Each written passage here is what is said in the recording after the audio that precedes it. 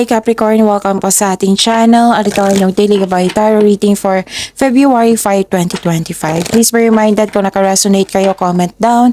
Kung hindi kayo naka-resonate, ibigay niyo po sa iba kasi channel reading po ito. This is for you Capricorn ngayong February 5, 2025.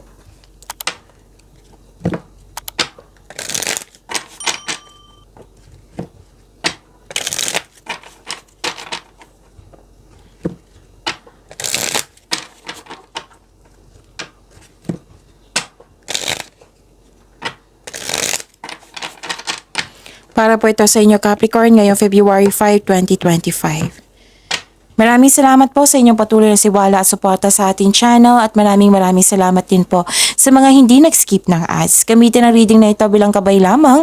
Sa mga hindi po nag-subscribe, subscribe na po kayo at click bell notification para malaman nyo na may bago tayong video. Para sa mga gusto magpa-reading po, may lumabas dyan sa screen nyo ngayon. Panoorin nyo po at sundin ang instruction. Spirit Guide, mga ganap po para kay Capricorn ngayong February 5, 2025. I need 3 cards po.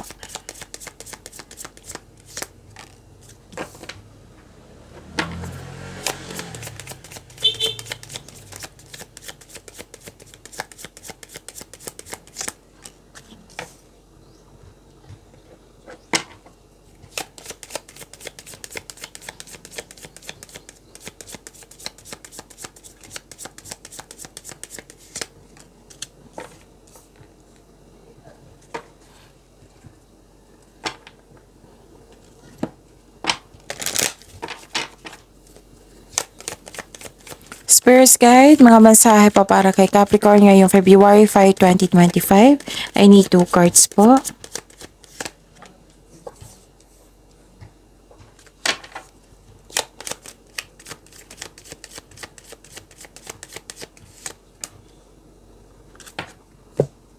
Okay.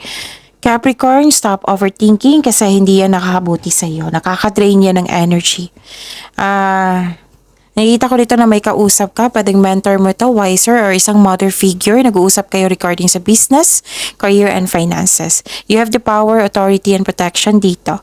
Huwag po daw kayo maniwala agad sa chismis. Alamin nyo muna kung totoo ba yan or hindi. Nag-uusap kayo ng kapatid mo, pwede din kaibigan mo na para mong kapatid. So, may distraction dito. Humanity's destructive traits. And new beginning. Begin your new life now. Spirit Guide, energy po ni Capricorn ngayong February 5, 2025.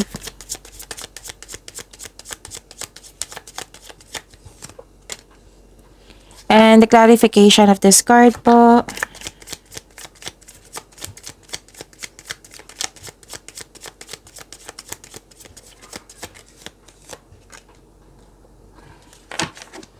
Okay, Capricorn. Kung may narinig kayo, may nakita kayong repeating message, meaning to say, pinupush ng cards nyo yan kasi ang ilan sa inyo hindi pa binigyan ng atensyon. So, give attention po. Na kung maaari din po, bigyan nyo po ng solusyon at aksyon. Remember, Capricorn, at the end of the day, alam mo na ikaw lang taong may kakayahan at responsable na gumawa ng sarili mong katotohanan at kinabukasan. So, ano yun po yung energy ni Capricorn? Nakita ko dito na nagkaroon po ng victory and recognition. May magandang balita po na parating o may bagay na matutupad. May parating na good news especially after a period of struggle. Okay, so you're feeling proud ngayon sa inyong accomplishment, i-acknowledge mo yung success at may natanggap kang recognition. Okay, nagsumikap ka at deserve mo itong tagumpay na ito, so allow yourself to shine in this moment. So may good news ha, good news is coming related to your home or personal life. Okay? At nakikita ko dito na nagkaroon po ng emotional stability, empathy, nagsasat ka ng boundaries or guarded ka while being mindful of those around you. Stable ka na rin. Stable pwede sa emotion nyo or stable sa inyong career and financial stable. Financial stability, nakikita ko dito. Spirit Guide, career and money po ni Capricorn ngayong February 5, 2025. And the clarification of this card po.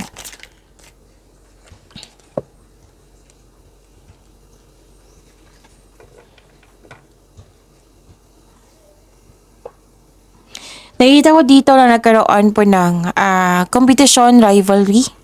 Nagkaroon ng struggle or conflict sa workplace mo or nagkaroon ng rivalry with co-workers. Okay? Posibleng may panininlang lalo na sa malapit sa iyo. May intense na pangyayari or di kaya may ganap na away dahil sa hindi pagsasang-ayon ng isang grupo ng tao. Ang ilan sa inyo magpapatayo ng bahay or structure. So may ganap na kompetisyon, conflict. Nakita ko rin dito na nagkaroon po ng loss or may tutol sa inyong desisyon, ideas or plano. May challenge dito sa grupo ng tao eh. Feeling mo kinokontrol ka ng mga taong to para hindi masunod yung gusto mo sa buhay. So may nakikita rin akong conflict over property. May takot ka rin mag-level up, ayaw mong lumabas sa comfort zone mo. So may tutol ha, may nakita kong tutol dito. So may ilan din nag-take advantage sa iyo. So mag-ingat kayo, another card na nagsabi dito na mag-ingat kayo sa mapaninlang na tao. That is a repeating message ha, give attention po. Spirits guide. Love life, self-love, partnership, and romance ni Capricorn. And the clarification of this card po.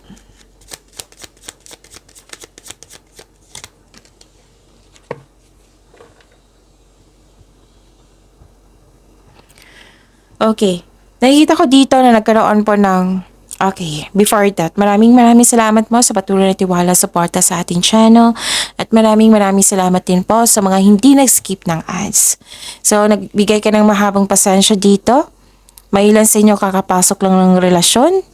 Ang ilan sa inyo nagpaplano na mag-travel for a romantic trip. May ambisyon at idea ang gustong gawin.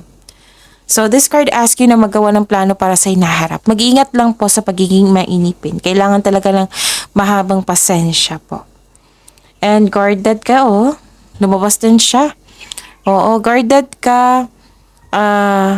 Ayaw mo nang masaktan, defensive ka, guarded ka. Ayaw mo nang munang magkaroon ng relasyon.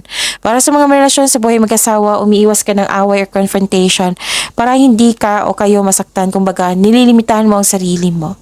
So, this card asks you to try to release your fears of opening up to love. Guarded ka at hindi ka makagawa ng desisyon. Or nahihirapan sa paggawa ng desisyon. Kasi nga may tutol, di ba? So, pinoprotektahan mo din yung sarili mo na hindi masaktan. Dahil sa trauma ang nangyari sa nakaraan. Kumbaga, guarded ka.